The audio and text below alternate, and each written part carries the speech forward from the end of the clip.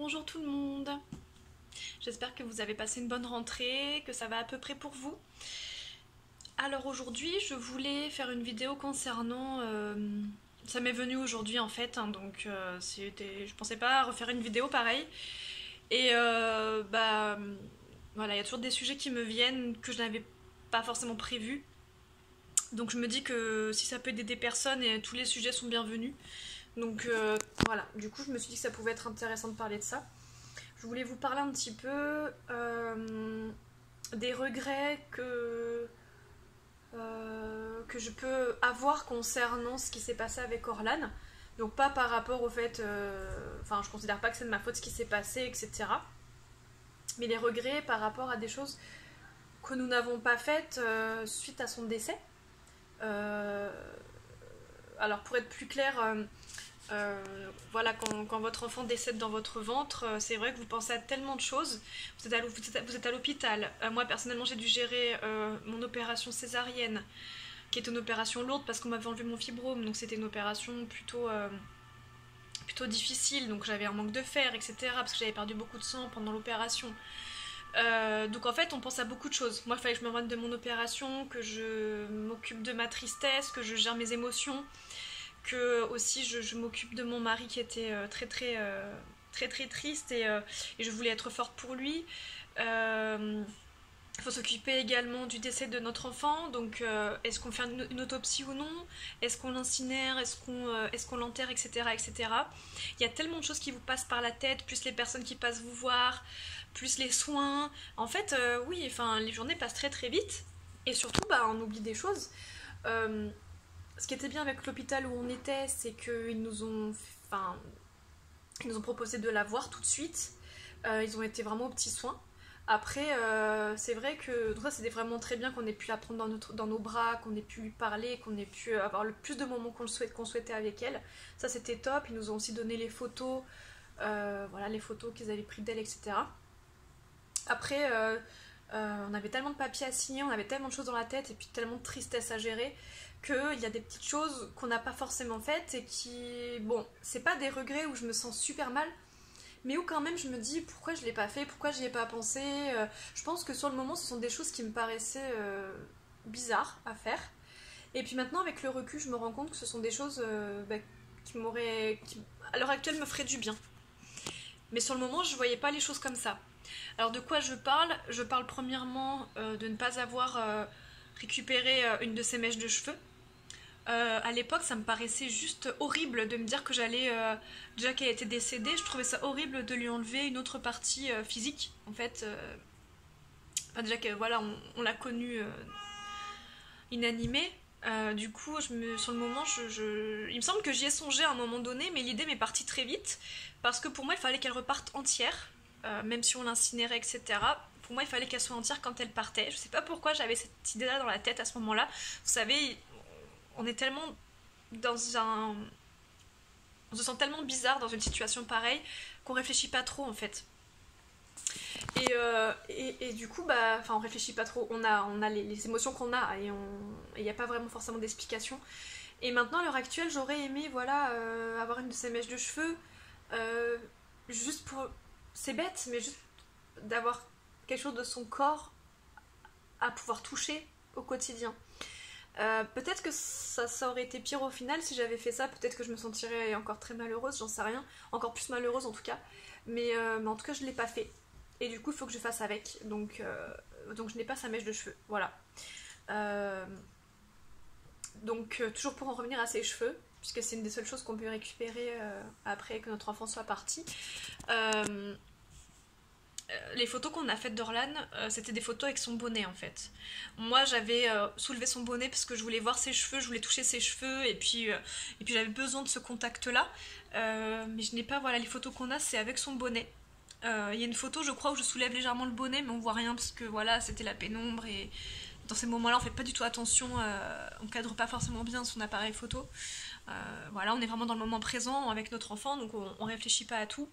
Donc voilà, j'ai pas de photo non plus où on voit son visage entier avec ses cheveux. Il y avait son bonnet à chaque fois.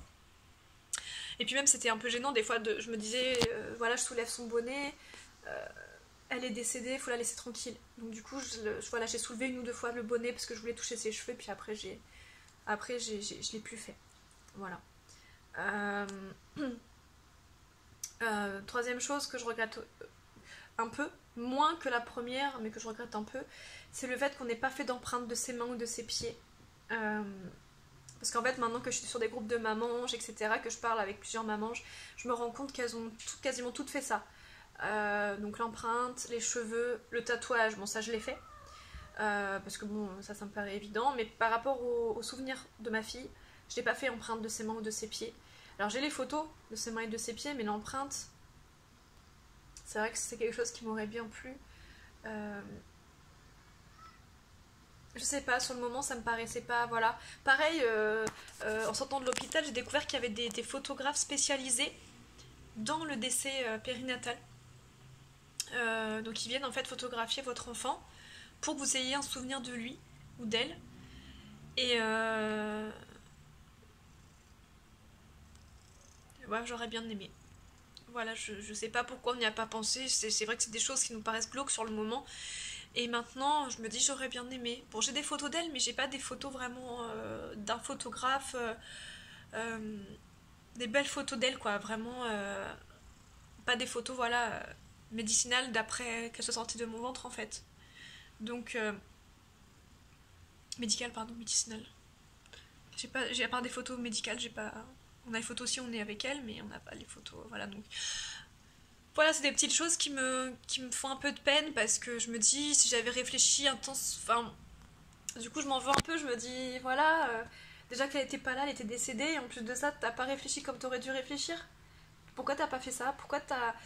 Après, bon, je sais que je suis pas la seule, hein. Il y a plein d'autres mamans qui n'ont pas forcément fait ce genre de choses, mais la plupart l'ont fait. Les ont faites. Et j'aurais aimé faire partie de ces mamans qui pensent à tout. Et j'ai pas pensé à tout, voilà. J'ai pas pensé aux photos, j'ai pas pensé à sa mèche de cheveux. Et j'ai pas pensé à son empreinte. Ou alors si j'y ai pensé, c'était à des moments où ça me semblait impensable. J'avais pas le matériel avec moi. Et j'avais un peu l'impression de lui voler une partie de son corps si je lui coupais une mèche de cheveux.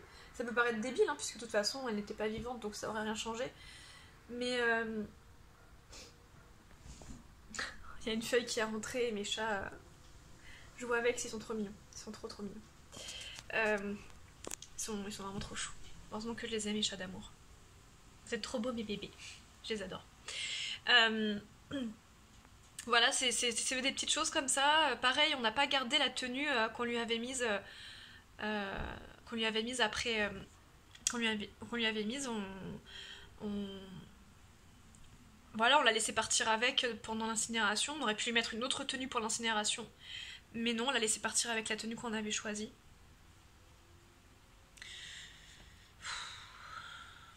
En ce moment, j'ai une petite rechute là, dimanche. Là, on est jeudi, dimanche soir, j'ai fait que pleurer dans le lit.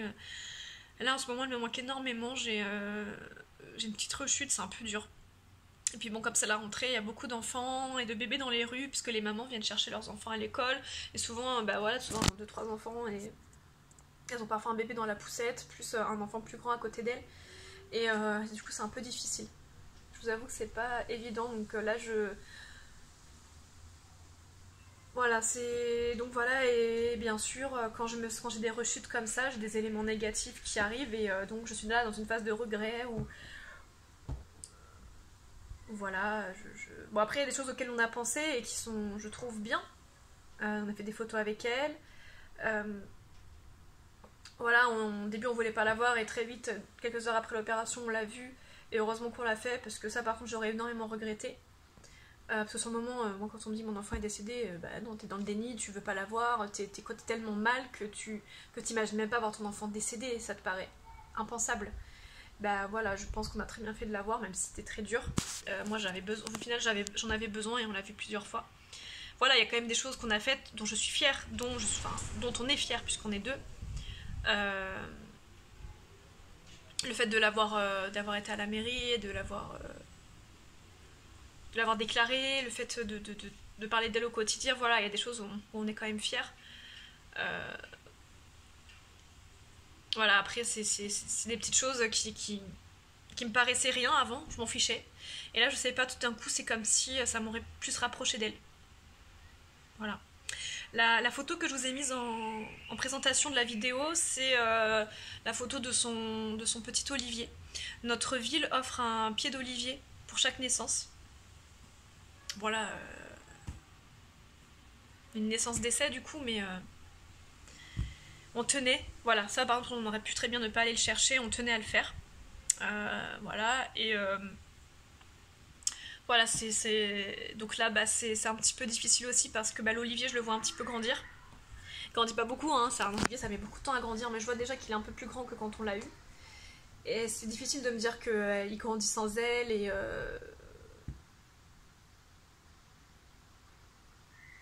et voilà, et je voulais donc mettre je voulais le mettre en photo de présentation.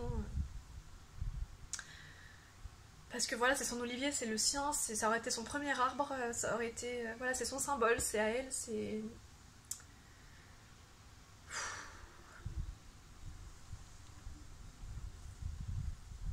Puis là, bon, bah, on a dépassé les 6 mois, donc elle aurait commencé à grandir, elle aurait commencé à rigoler.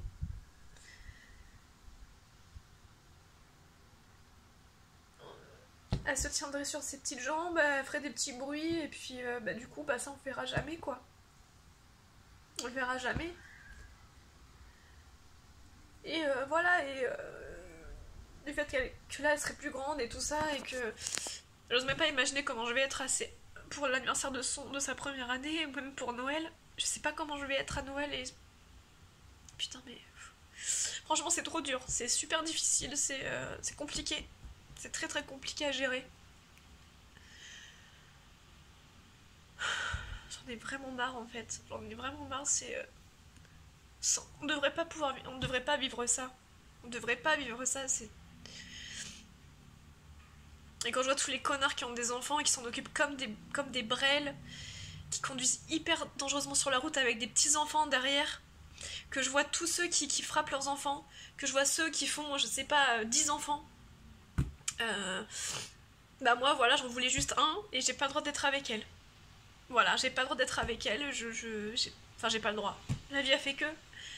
Mais il y a vraiment des injustices. Moi, des fois, j'en vois comment ils traitent leurs enfants et comment ils les élèvent. Franchement, ça me rend folle. Et moi qui voulais juste un enfant, qui voulais juste vivre ça une fois avec mon mari parce qu'il m'a donné envie de ça et que lui aussi je lui ai donné envie de ça et qu'on voulait vivre ça ensemble, et ben voilà, il nous arrive ça. Et juste, je trouve ça trop dégueulasse quoi.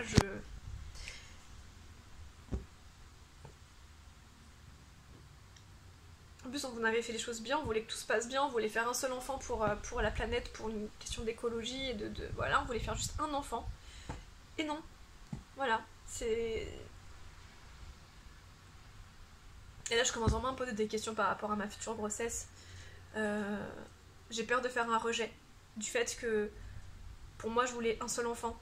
Et mon enfant devait être Orlan. Ça devait être mon seul enfant, ma seule fille, mon seul enfant. Et j'ai peur quand on va enceinte, je fasse un rejet parce que je n'accepte pas cette future grossesse. Enfin, j'ai peur de ne pas accepter la future grossesse parce que je ne voulais qu'un enfant. Voilà, et du coup, c'est un petit peu, là dans ma tête en ce moment, c'est compliqué. Je me dis, est-ce que tu fais bien d'en faire un deuxième? Est-ce que c'est vraiment, est-ce que t'es vraiment faite pour être maman? Est-ce que voilà? Et du coup, bah, c'est le bordel dans ma tête et Bref. Voilà, désolée, il fallait que ça sorte tout ça. C'est juste fuck off. Des fois, il y a des moments où on pète un câble et là, c'était un petit pétage de câble. J'en ai un petit peu ras le cul. Voilà. Excusez-moi pour les expressions, mais voilà, je suis un peu vulgaire.